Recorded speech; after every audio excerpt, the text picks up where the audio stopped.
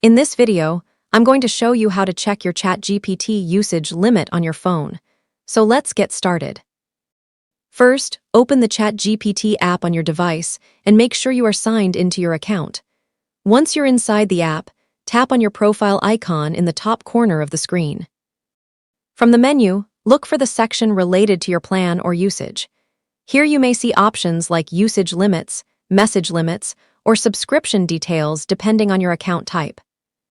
If you are on a free plan, your usage limit will usually reset after a certain time period, and the app may show a message when you are close to or have reached your limit. If you are on a paid plan, you can view your remaining usage or quota directly under the subscription or plan section.